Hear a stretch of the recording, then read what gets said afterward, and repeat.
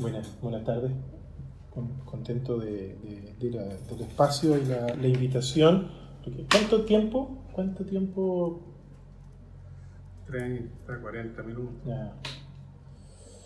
Bueno, hay esto del tema de esta segunda conversatorio sobre el rol o los aportes del modelo cooperativo, pensando en un desarrollo económico sostenible.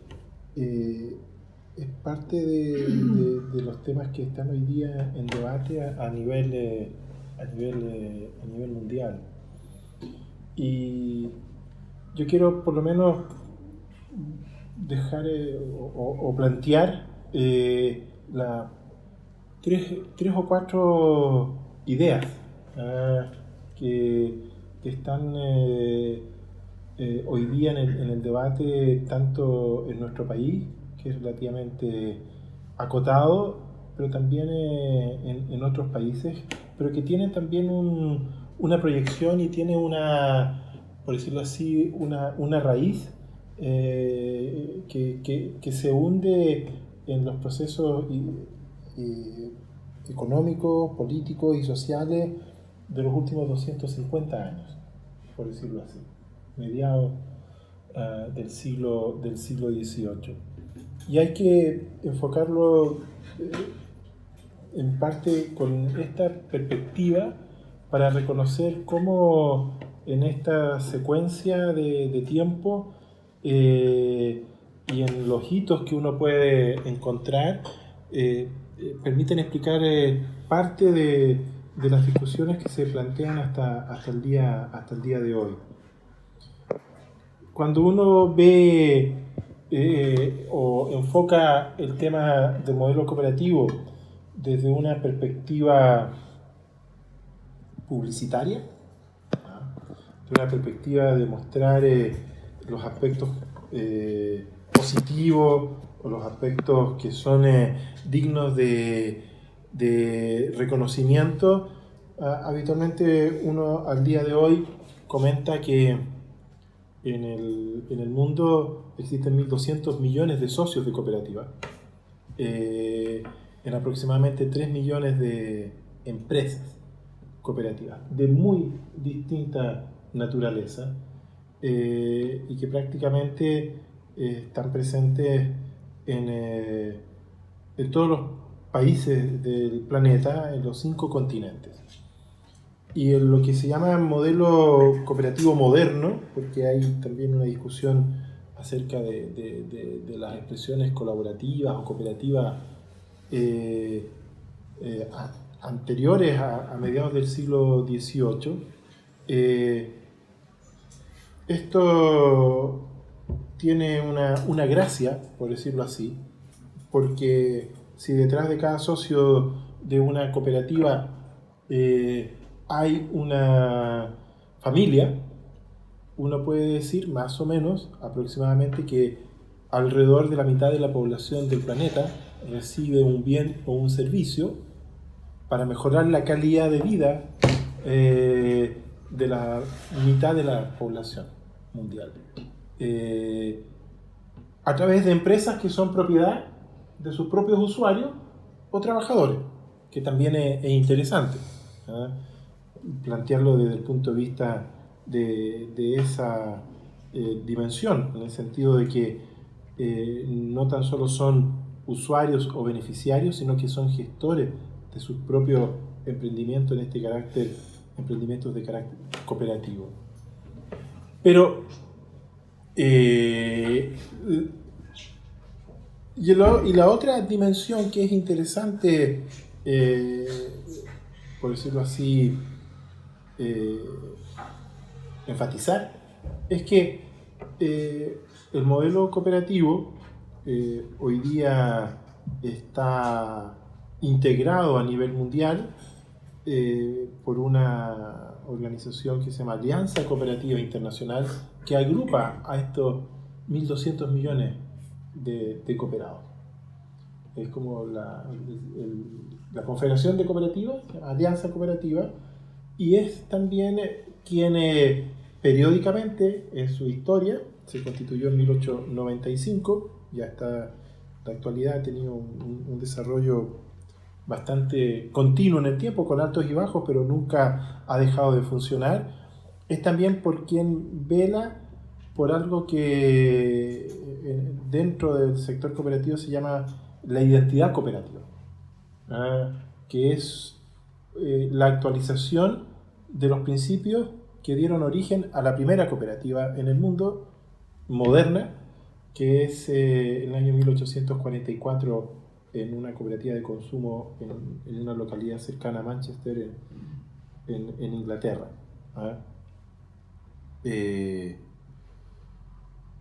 Y esos principios cooperativos definen cuáles son los valores y qué es el sello identitario para reconocer cuándo estamos en presencia o no de una cooperativa.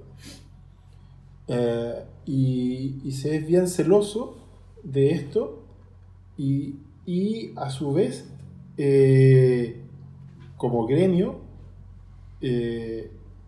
esta Alianza Cooperativa Internacional tiene una acción muy permanente, sistemática, de intentar asegurar que las legislaciones que regulan o norman el sector cooperativo en los distintos países reconozcan estos principios cooperativos como parte de las legislaciones, porque hay que buscar, aunque hay países donde el sector cooperativo es muy fuerte, algunos países nórdicos es así, donde no hay ley de cooperativa.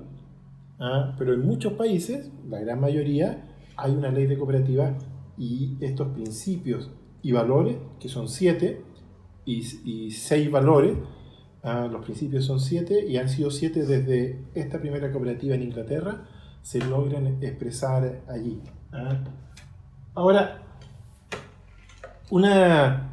esta es la parte bonita, y uno puede dar cientos, a veces incluso miles, porque entre 3 millones de empresas cooperativas uno puede encontrar miles de buenas prácticas, que las hay en Chile, en donde hay 1.500, 1.600 cooperativas activas y 2.100.000 socios.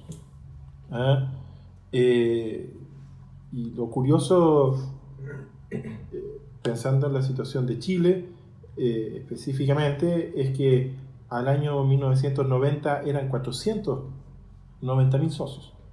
Entonces, en 30 años, el sector cooperativo, que siempre parece apagado, que está ahí como antiguo, como algo del pasado, como que todo tiempo pasado fue mejor, y esto es algo de la época de Frei Montalva, uno lo ve en que los datos efectivamente hablan por sí mismos. Dicen que esto es algo que en los últimos 30 años el modelo cooperativo en nuestro país se ha multiplicado por 4, la base societaria, y no es, por decirlo así, en los tiempos que corren, en un país con un modelo muy neoliberal o de una economía capitalista. Esto de neoliberal es un neologismo creado por los propios neoliberales para decir que son nuevos y que son liberales, digamos, pero no es ni nuevo ni es liberal. El modelo económico neoliberal no es liberal. En esencia, si uno se va a lo técnico, económico, el modelo económico actual en nuestro país no es un modelo liberal, es un modelo capitalista clásico, extractivista y concentrador de la riqueza. Y no es nuevo. Si uno se va a un país como Chile en la segunda mitad del siglo XIX, se va a encontrar con un Chile tan concentrado como el actual, tan desigual como el actual, más pobre, pero igual de concentrado e igual de desigual. Entonces, ni neo ni liberal, pero lo ponemos así. Y no es poco mérito haber crecido en ese contexto, su base societaria, la creación de nuevas empresas cooperativas y en algunos casos algunas que llegan a ser líderes en su actividad económica sectorial en este contexto. Y ahí uno entra, como decimos en idioma de albañil, hay que entrarle a picar, digamos. Hay que empezar a mirar cómo se dan estos procesos. Y uno dice, Bueno, ese es lo que uno habla en los seminarios o habla en los eventos como para promover las bondades del modelo. Y detrás uno empieza a hacer una serie de preguntas y de cuestionamientos. Y uno dice, bueno, si hay tantas cooperativas, tantos socios de cooperativas, y en algunos países incluso económicamente y societariamente pasan a ser relevantes, países o zonas de países, y uno empieza a dar los ejemplos del modelo cooperativo en el País Vasco, con el caso de Mondragón, o en la provincia de Trento, en Italia, donde el 50% de la población es socia de una cooperativa, o uno se va a Canadá, en donde en la provincia de Quebec hay 7 millones de habitantes y hay 6 millones de socios de cooperativa. Y así uno empieza a dar ejemplos. En América Latina también los hay, en el caso de Costa Rica, en el caso de Brasil, en el caso de Argentina, de Uruguay.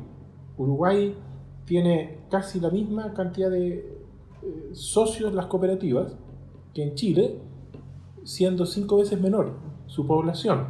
Entonces un caso que el cuestionamiento es, a ver, ¿y por qué esto no se traduce en permear o en incidir en un modelo de desarrollo económico-social que tenga este sello? Hay una pregunta, ahí uno empieza como la gente que estudia esto empieza a mirar y empieza a cuestionarse o empieza a preguntarse ¿por qué el modelo cooperativo, con esta fortaleza, digamos, en donde hay ejemplos que son notables, no logra imprimir su sello en las estrategias de desarrollo global de los países? Entramos ahí hay un punto que lo dejo ahí anotado.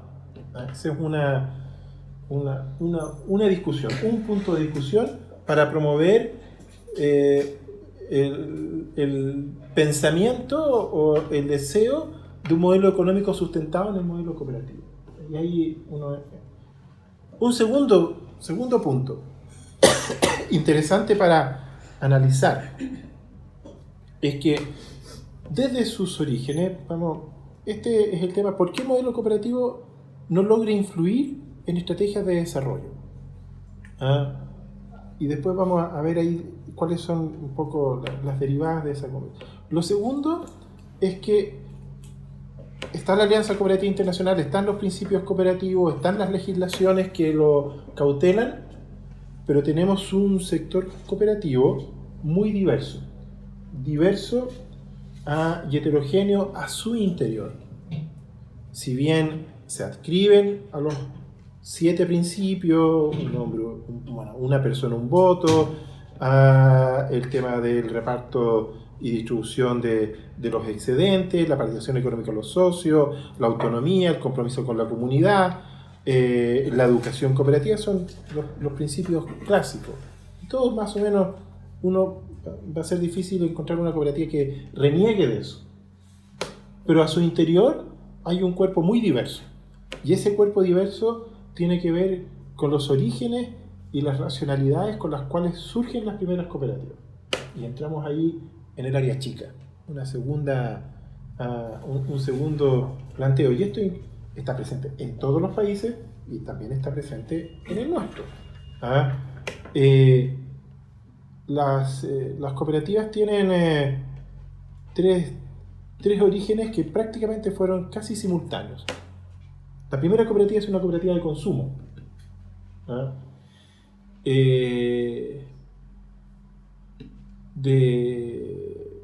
De trabajadores textiles de una empresa textil a mediados del siglo XIX, y representaban a un mundo del trabajo asalariado, que claramente hacen una tremenda innovación creando su propia empresa para proveerse de productos de primera necesidad.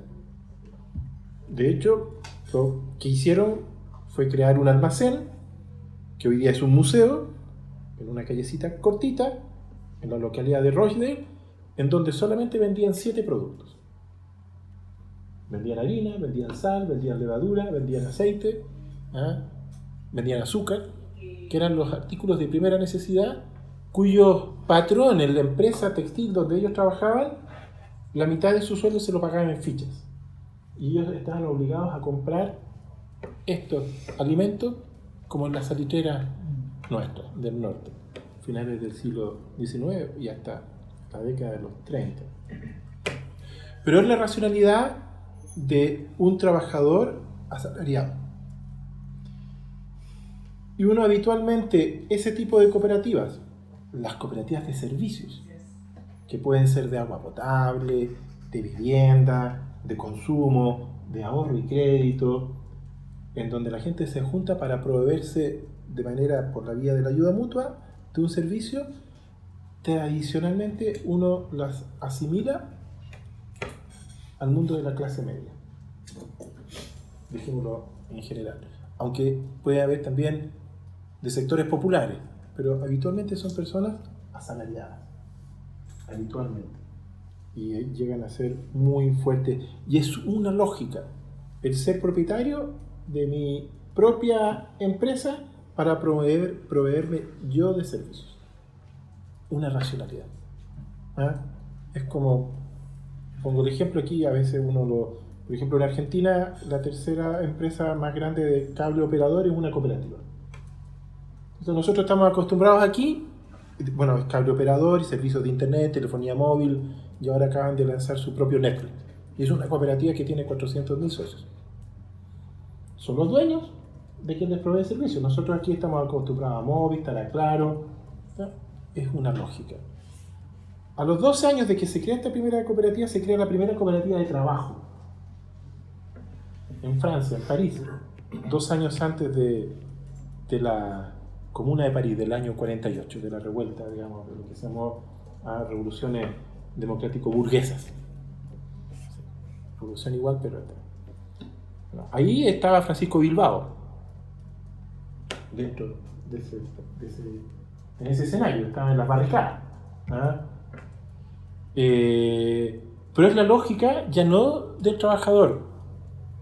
Está el mundo del trabajo que hoy día se expresa en las cooperativas de trabajo asociado, o en las cooperativas del mundo de la pequeña minería artesanal o de la pesca artesanal, históricamente han tenido una orientación de mayor nivel de transformación de la sociedad.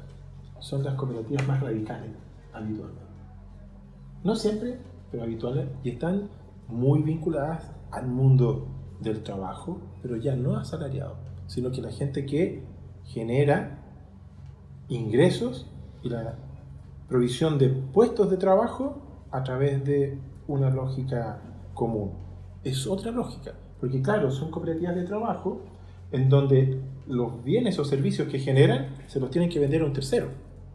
A diferencia de una cooperativa de agua potable, en que nos juntamos y nos proveemos de manera colectiva de un bien, en este caso, agua potable.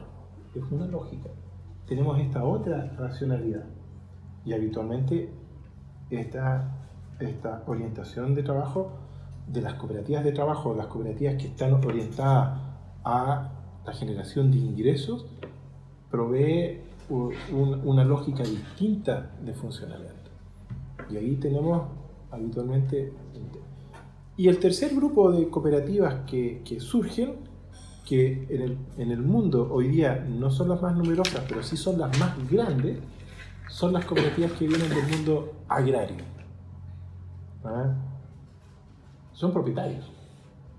Entonces, claro, uno puede decir que en Nueva Zelanda la cooperativa lechera más grande se llama Fonterra, es la dueña de Soprole en Chile. En Nueva Zelanda es una cooperativa, están asociadas a esa cooperativa el 95% de los productores lecheros de Nueva Zelanda, y es la principal empresa lechera del mundo. Es la transnacional lechera más potente del mundo, que tiene en Nueva Zelanda 12.000 socios. Pero ellos tienen otra lógica. Ellos son propietarios de 10 o 1.000 vacas. Si lo llevamos a Chile, es el caso de Colum. Que aparte son todos alemanes, la mayor parte de ellos. No tienen, claro, en la cooperativa de trabajo, en la cooperativa de consumo, en la cooperativa del sector agrario, que se asimilan a veces también al sector del transporte, todas las cooperativas que son de servicio de apoyo a la actividad económica de sus asociados, habitualmente son más de derecha. Y uno puede pensar en términos de proyecto económico, de modelo económico, que lo que esas cooperativas agrarias o que están vinculadas al mundo de los productores que tienen una actividad económica, en la cooperativa de trabajo los medios de producción son colectivos. En las cooperativas agrarias o de servicios de apoyo a la actividad económica, los medios de producción son de cada socio. Son mis vacas, son mis parras, son mis... La racionalidad de esa cooperativa lo que hace es que yo quiero mejorar mi calidad de vida, pero no tengo la motivación de transformar la sociedad. Yo lo que quiero es mejorar mi calidad de vida, no tengo una lógica lucrativa.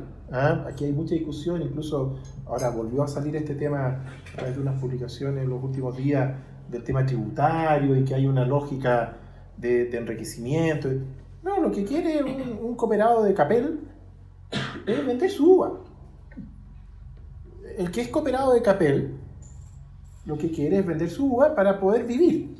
No tiene una lógica de estar en la cooperativa por hacer una inversión y buscar un retorno a esa inversión. Lo que tiene son parras. Los cooperados de Colum lo que tienen son vacas. Y lo que quieren hacer es comercializar su leche. ¿Para qué? Bueno, para pagar su casa, para pagar el colegio de los hijos, para comer. No tiene una lógica del dueño de Soprole. El dueño de Soprole es Fonterra. Y aquí lo que quiere Fonterra en Chile, que es el contrasentido, y lo retomo después con el tercer punto. Bueno, en Nueva Zelanda son cooperativas, pero aquí son sociedad anónima. Y lo que quiere es ganar plata. ¿Y qué es lo que hace con esa plata? La remesa a Oakland. Aquí a su controlador. Allá va la cooperativa. ¿Qué hacen con esa plata? Se la reparten entre los socios de Fonterra. Y aquí le hacen la guerra a Colum. Pero ese cooperado de Colum y de otras cooperativas de esta naturaleza no tienen en su racionalidad una transformación sustancial del modelo económico. Y no la tienen.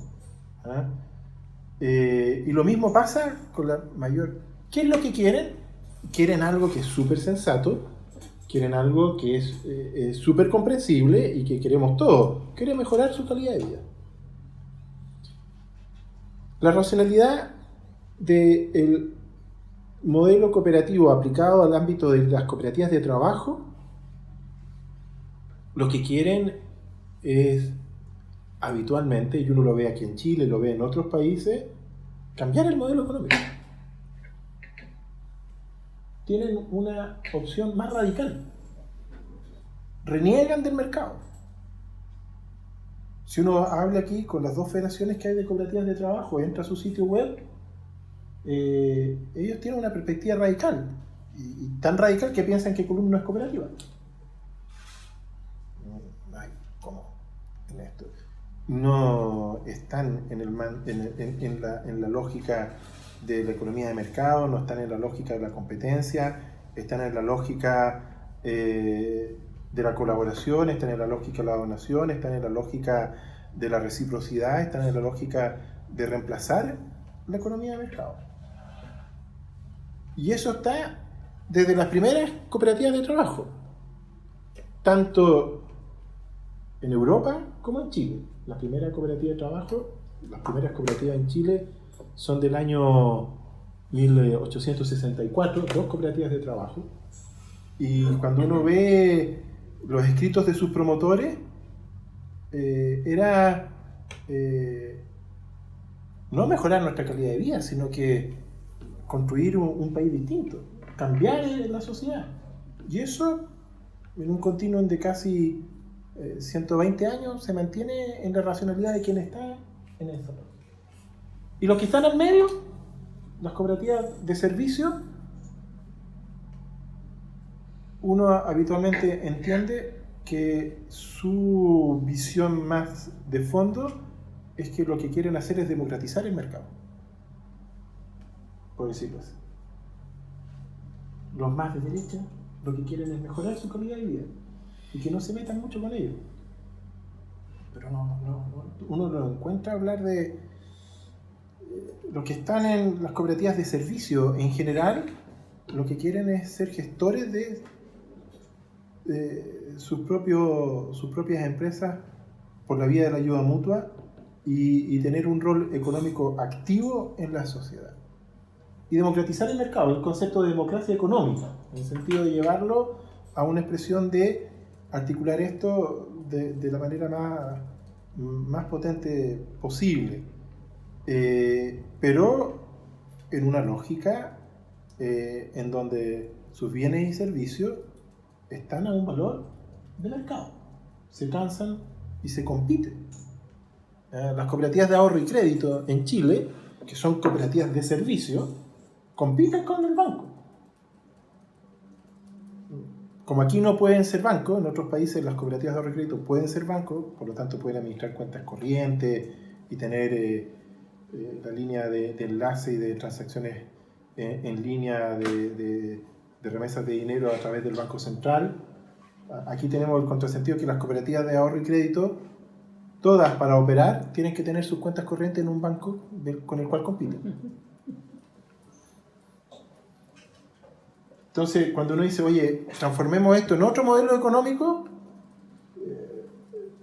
es simple que un banco le cierre la cuenta corriente o la línea de crédito. Se fondean con líneas de crédito de la banca. Un tercio de las cooperativas de nuestro país, que son muy grandes, algunas, obtienen línea de crédito abierta de la banca. Y cuando un cooperado pide un crédito con un monto importante que no puede entregarse por caja o no es conveniente, no es seguro entregarlo por caja, le entregan un cheque del Banco Santander y tiene que ir a cobrarlo al frente.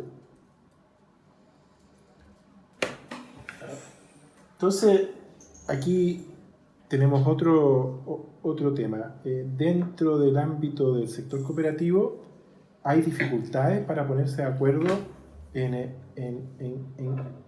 qué se quiere hacer y en cuánto se quiere incidir.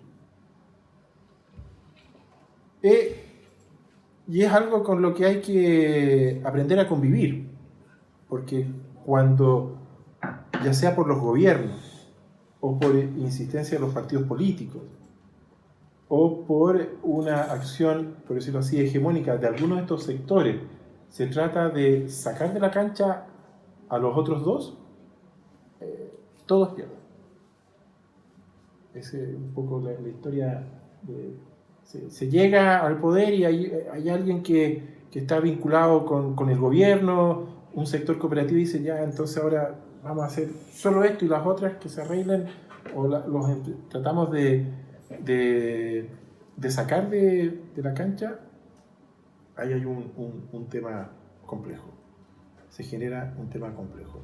Pero también, y por esto yo soy sincero, digamos, o sea, por eso dije, toda la parte bonita está al inicio, y estos son los temas, hay dos que tenemos aquí, que dificultan que efectivamente el sector cooperativo pueda tener una capacidad de una propuesta integral que se oriente a generar o respaldar o colaborar en una estrategia de desarrollo inspirado en los principios y valores cooperativos.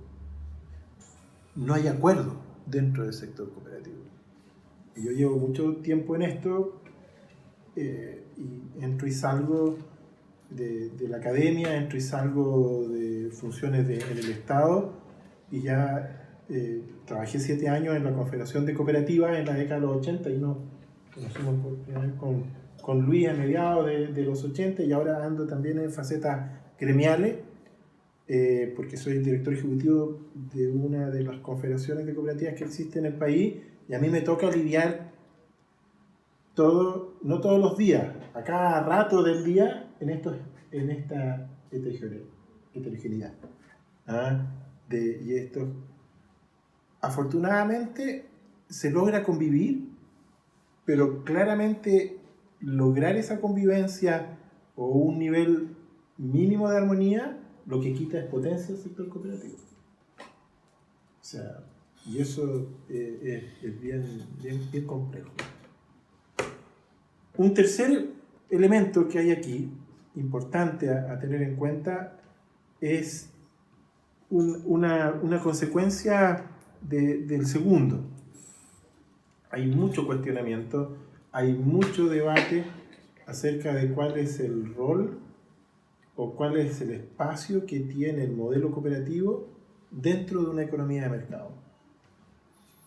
40 años atrás, o 30 años atrás, la discusión también era la misma, es que cuál es el rol del sector cooperativo en economía centralmente planificada. Eso ya no es parte del debate público, salvo en el caso de China. Curioso, digamos. Porque China tiene el sector cooperativo, el segundo sector cooperativo más grande del mundo. Son alrededor de 180 millones de socios de cooperativas en China, que tienen lo que se conoce, y también sucedió en México, sucedió en Uruguay, sucedió en India, unos sistemas de lo que uno podría llamar concesiones monopólicas estatales en beneficio del sector cooperativo, que hoy día el gobierno chino está tratando de desmontar.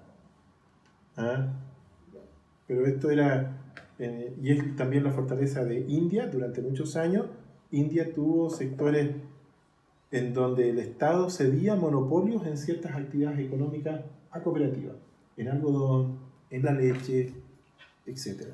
6 o 7 consorcios cooperativos que solamente podían ser en rubros económicos explotados por cooperativas. Y eran leyes, lo que llaman modelo inglés ACTA.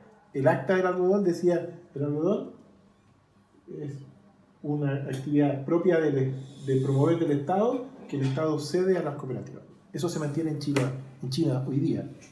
Pero hay una discusión muy grande de cómo encaja el modelo cooperativo con una economía de mercado. Y esto, bueno, Luis lo sabe mucho mejor que yo, es un debate muy largo, muy grande y también muchas veces muy distorsionado. Muy distorsionado. Yo creo, me trato de convencer, aunque a veces no lo logro enteramente, convencerme yo mismo, que efectivamente el rol del modelo cooperativo vinculado a un modelo de economía de mercado, que hay distintos modelos de economía de mercado. Nosotros tenemos uno que es el más, en algunos casos, más extremo. Pero en otros casos, ese modelo de economía de mercado ha tenido en el sector cooperativo uno de sus principales elementos de regulación. Y quienes han teorizado en esto, que es sobre todo una tradición de la parte de Europa central, Alemania, Holanda, Austria, en algunos casos también Inglaterra. Hoy día me tocó estar en un seminario sobre cooperativas de ahorro y crédito en la mañana.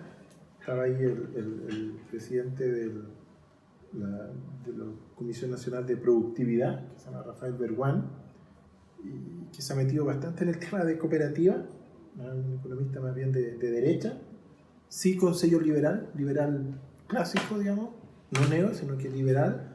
Y él sacó una serie de estadísticas, dicen, donde el sector cooperativo es fuerte, el sistema competitivo de la economía de mercado se regula en beneficio de los propios usuarios. Y hacía una serie, estaban todos ahí como las cosas que se cruzan y efectivamente uno llega a la conclusión de que donde el sector cooperativo es fuerte, se logra regular las desviaciones que tiene el mercado, tanto en términos de los temas de precio, por un lado, y también en términos de calidad de los servicios. Y es un regulador de los mercados, un regulador natural que suplanta o complementa la acción de la propia empresa privada y también el rol regulador que tiene el Estado. Yo creo que aquí hay mucho que discutir cuando uno conversa con las personas que están más vinculadas al ámbito de las cooperativas de trabajo. Esto es un pecado, digamos, es una cosa absurda, por decirlo así. Cuando conversa con la gente que está más vinculada a las cooperativas productivas o de apoyo a la actividad productiva, les resfala, digamos. Aquí nosotros vendemos la leche, digamos, la tenemos que vender a alguien, o sea, y nosotros competimos, digamos, y competimos, digamos, porque somos productores lecheros, o de vacas, o de huevos, o de berries, o de lo que sea. El mercado es... Ahí vendemos, digamos, o sea, le vendemos nuestra leche, se la vendemos a los supermercados, digamos. Y los supermercados no la compran, digamos, no tengo... ¿Qué pasa? No me vayan a quitar el mercado, sino que a quién le vendo. ¿No? Pero yo creo que ahí hay una sintonía fina que es necesario lograr y también algunas claridades entre estos mundos, estas almas que conviven dentro del sector cooperativo. Y un cuarto elemento que es muy, muy interesante es que durante muchos años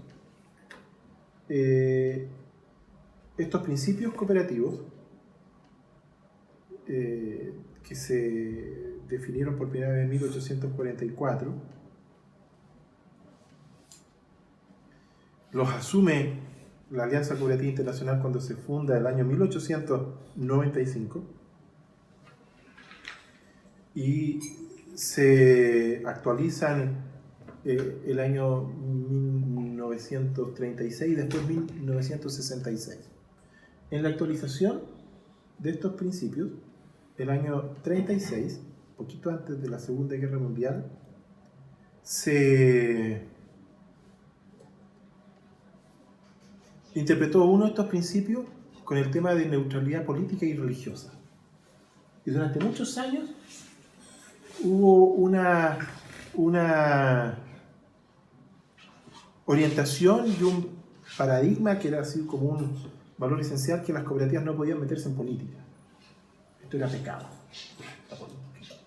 Y eso en América Latina particularmente fue muy fuerte, producto de la incorporación acá del programa de Alianza para el Progreso, que fue como el Plan Marshall de América Latina, pero post-revolución cubana, en donde los Estados Unidos promovieron mucho el modelo cooperativo como una alternativa para calmar un poco las aguas frente a procesos revolucionarios o pre-revolucionarios.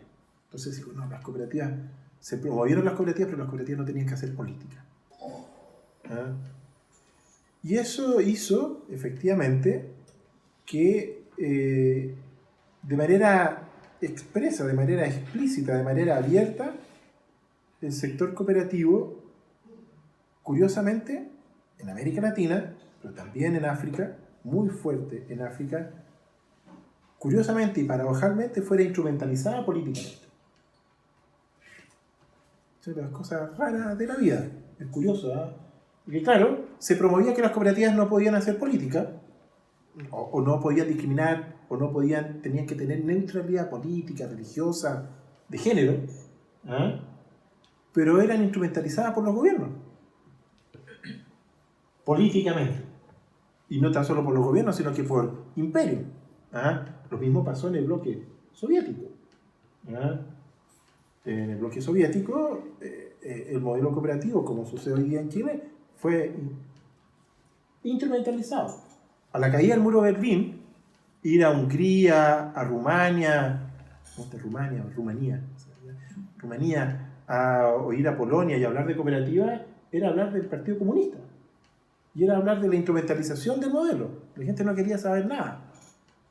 Entonces, ha tenido que pasar bastante tiempo. Cuando yo me vinculé al sector cooperativo en el año 81, hablar de política era un pecado. Hablar en una cooperativa o hablar en una actividad de una cooperativa que uno era militante de un partido, a uno lo hacían callar. Y lo hacía callar gente que era militante de partidos. Pero porque aquí no se hace política. Y yo creo que en los tiempos que corren, y una de las enseñanzas que ha dejado los últimos años, aquí en Chile, pero también en otros países, es que el principio histórico que se interpretó como neutralidad, efectivamente es no discriminación. No se puede discriminar ni se puede banderizar una cooperativa con un partido político, con una ideología, con una orientación partidaria. Pero las cooperativas hoy día se entiende que tienen que involucrarse en política, en beneficio de su propio modelo. Entonces, aquí hay un trabajo muy importante en donde el sector cooperativo, esto pasa en Chile y pasa en todas partes, digamos, en todos los países, ha tenido que empezar a desarrollar una articulación de su trabajo, no tan solo con sus propios socios, con sus territorios, sino que con las autoridades políticas.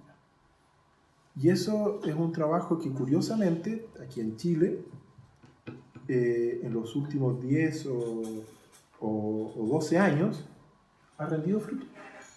Sigue habiendo mucho desconocimiento de las estructuras políticas sobre el modelo cooperativo, pero hay mucha simpatía. Yo aquí voy a retomar mi tema como gremial, porque el año antepasado, cuando ganó las elecciones, la segunda vuelta, Sebastián Piñera, se estaba constituyendo la Asociación Nacional de Cooperativas de Chile. Y llegó un borrador de la modificación de lo que se plasmó finalmente en lo que hoy día se conoce como modernización tributaria, el proyecto de ley de modernización tributaria. Esto fue entre enero y abril del 2018, el año pasado. Y venía una modificación del tratamiento tributario de las cooperativas. En el gobierno de Michelle Bachelet, el proyecto de ley de reforma tributaria, que se presentó en abril del 2014, modificaba el régimen tributario de las cooperativas. Y el sector cooperativo se enteró como a los 5 días, porque ese proyecto de ley tenía 400 páginas. Y no era fácil leerlo, porque son esos proyectos de ley que uno no entiende, porque reemplazas el artículo tanto por tanto, y uno nunca... Entonces había que empezar a ir a compulsar, como se dice, el texto comparado y todo. Y el proyecto de ley de un gobierno de centro-izquierda, con un ministro de Hacienda socialista, con una presidenta socialista, modificaba el régimen tributario de las cooperativas. ¿A favor o en contra? En contra. En contra. Interpretando un artículo 17 de la ley de renta. Tema muy técnico. Y hubo todo un trabajo que se hizo ahí y se logró revertir. Y quedó mejorado el tratamiento tributario, esclarecido para que no se abuse y todo. Fue una cosa muy, muy intensa. En esta vuelta, cuando llegó un borrador que estaba en los equipos programáticos de Sebastián Piñera, antes que asumiera el gobierno, el sector cooperativo se movió preventivamente, antes que se presentara el proyecto de ley, que se presentó en septiembre del 2018. Y se armó una bancada de senadores transversales, desde Ena von Baer a Juan Ignacio Latorre. A mí me tocó ir a conversar todos ellos, digamos. Ellos pidieron una reunión al ministro Larraín y le dijeron, si usted modifica el tema tributario de las cooperativas, ninguno de nosotros, y nosotros vamos a incidir en nuestras propias bancadas en el Senado para que se rechace la reforma tributaria. Eso es un activo hoy día. Es un piso sobre el cual se puede construir temas políticos. Donde el sector cooperativo antes estaba en Chile y en todas partes. En todas partes siempre a la retaguardia. Y siempre madrugado.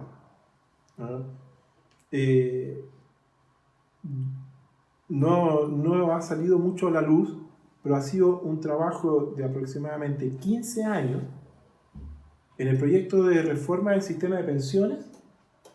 Está contemplado, el proyecto de ley contempla que es el 4% extra, complementario al 10%, pueda ser administrado por cooperativas.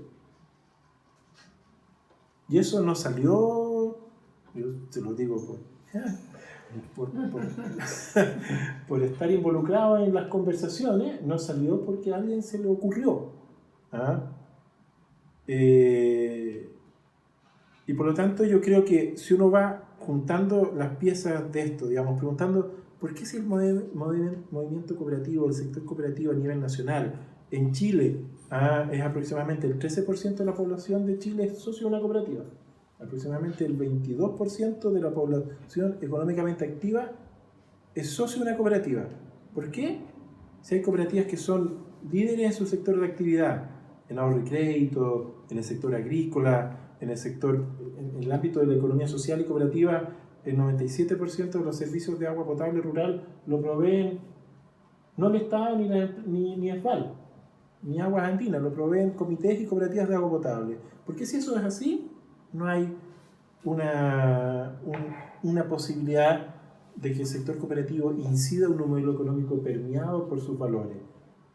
Tenemos esta heterogeneidad, tenemos una discusión sobre la articulación en el ámbito del mercado y tenemos un retraimiento del sector cooperativo histórico en el ámbito político.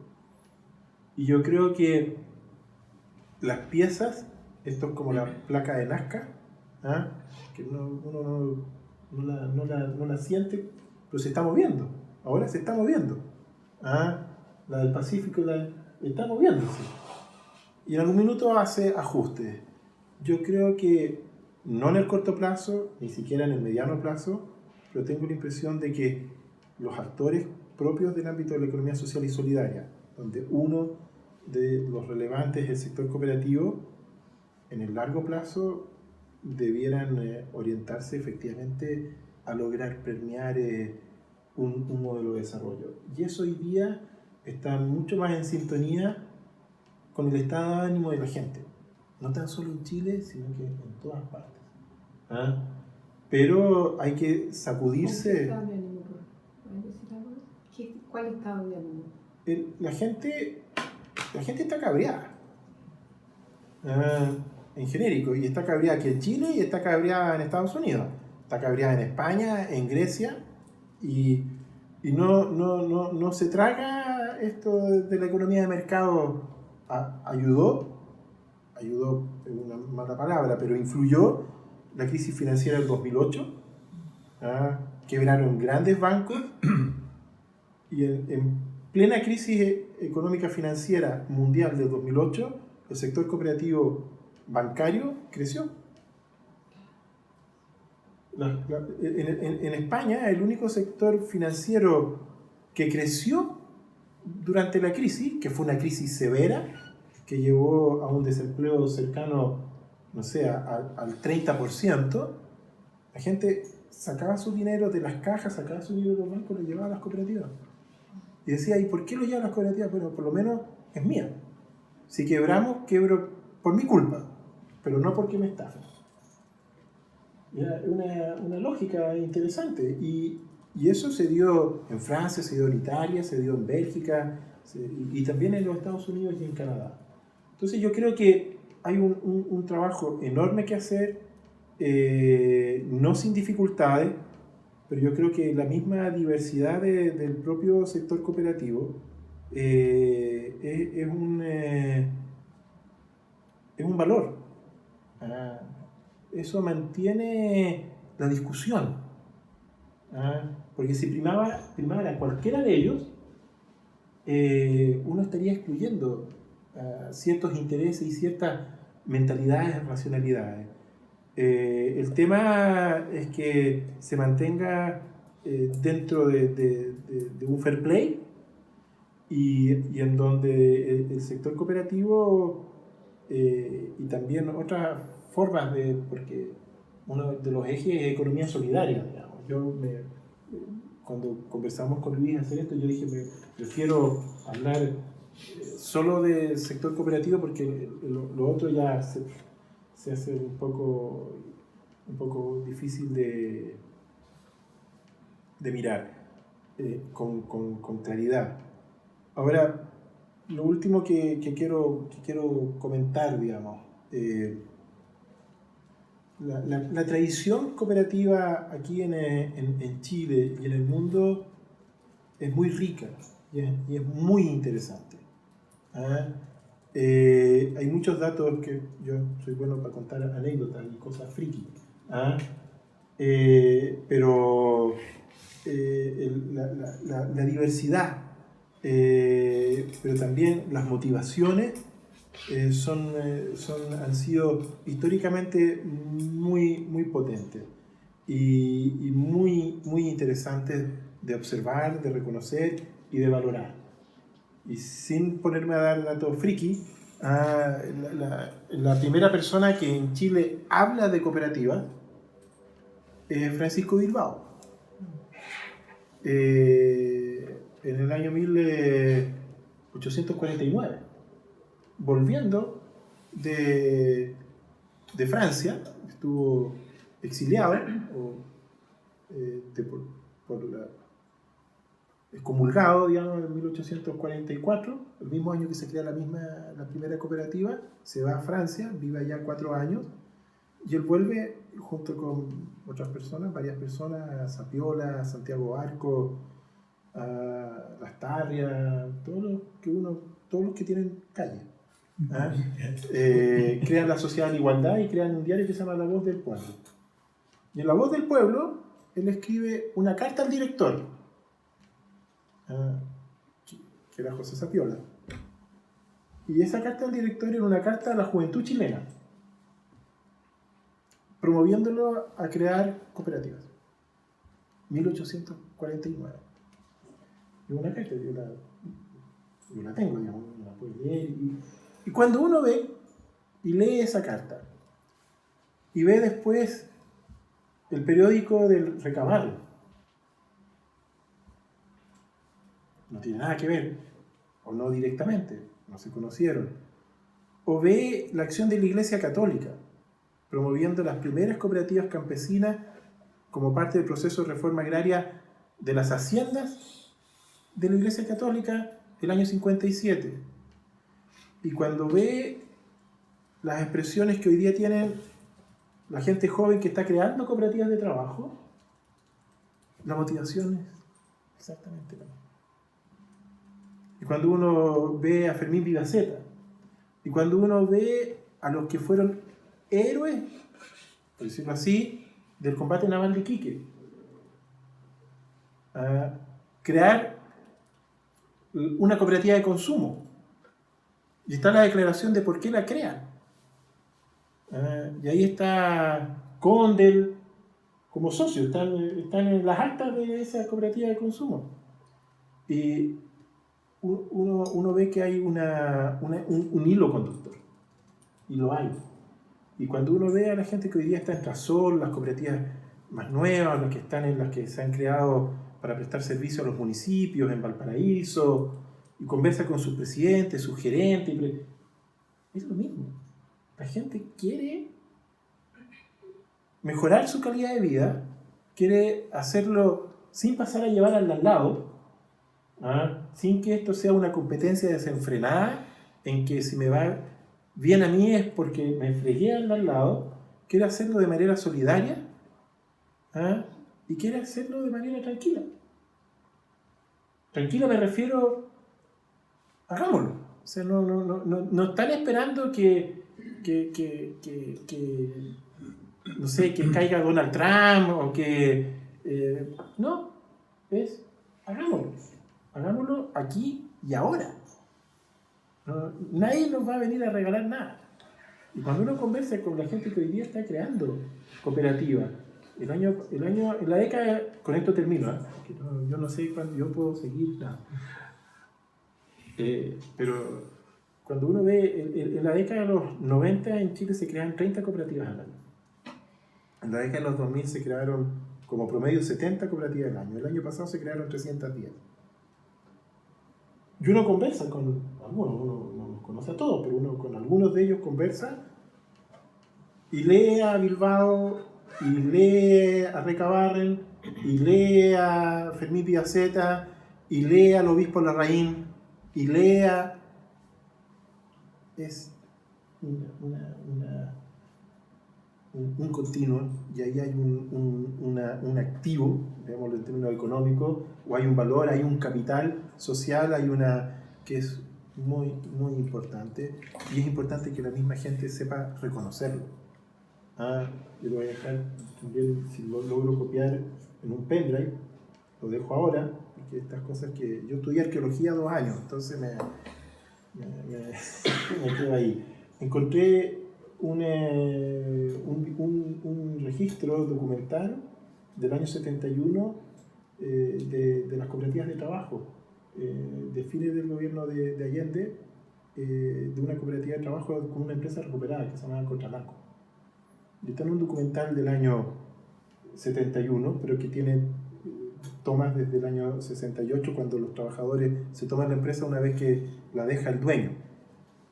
Y ese documental se actualizó con los testimonios de las mismas personas 40 años después. Y cuando uno ve lo que ellos hablan, que eran sus dirigentes en pleno proceso de la Unidad Popular, aunque viene la experiencia desde el año 68, uno dice, no ha cambiado nada. Es lo mismo que la gente espera hoy día. Tener dignidad, poder participar, tomar las decisiones de su destino en sus manos, no depender de otro, y hacerlo de manera colectiva, hacerlo de manera conjunta, y no sin un ánimo de fregarse a nadie. Y son testimonios impresionantes. Y hay de una cooperativa minera y hay de una cooperativa de reforma agraria mapuche en el sector del Humaco.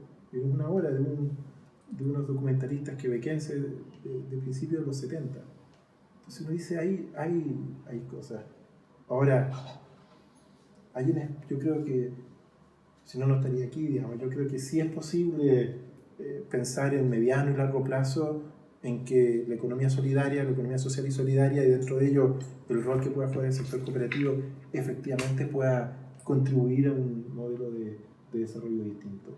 No es simple, no es fácil, pero ¿por qué no intentarlo? No vamos a ser los primeros, eso está claro, ni los últimos. Eso, agradecido de su paciencia. Gracias. Gracias.